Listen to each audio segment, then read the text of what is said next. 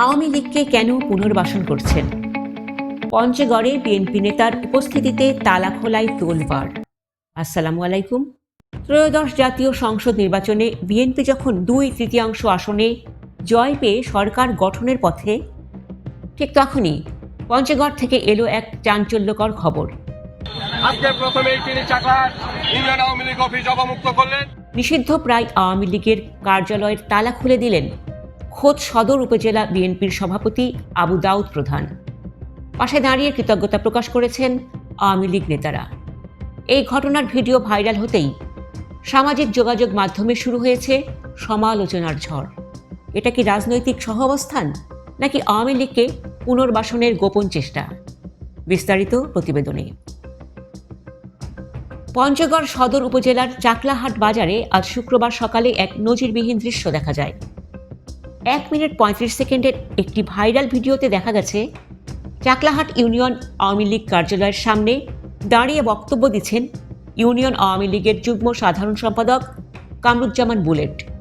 তার ঠিক পাশেই দাঁড়িয়ে আছেন উপজেলা বিএনপি সভাপতি আবু দাউদ প্রধান। সেখানে আওয়ামী লীগ নেতা কামরুজ্জামানকে বলতে শোনা যায়, বিএনপি সরকার গঠনের এই প্রথম মুহূর্তে আবু দাউদ প্রধান আওয়ামী লীগ কার্যালয়কে তালামুক্ত ও অবমুক্ত করেছেন। এমনকি যারা দেশটাকে পাকিস্তান বানাতে চেয়েছিল তাদের বিরুদ্ধেও তোপ দাগেন ওই আওয়ামী লীগ নেতা। এই ঘটনায় রাজনৈতিক মহলে চরম ক্ষোভ দেখা দিয়েছে। এ বিষয়ে আবু দাউদ প্রধান দাবি করেছেন, এলাকায় উত্তেজনা প্রশমন এবং শান্তি শৃঙ্খলা বজায় রাখতেই তিনি এই পদক্ষেপ নিয়েছেন। তার দাবি, জামায়াতের লোকজন তালা লাগিয়েছিল, তারাই আবার খুলে দিয়েছে। এখানে কোনো দলীয় সিদ্ধান্ত নেই। তবে ভিডিওতে আওয়ামী লীগ নেতাদের পাশে তার অবস্থান এবং তাদের কৃতজ্ঞতা প্রকাশ এই বক্তব্যকে প্রশ্নবিদ্ধ করেছে।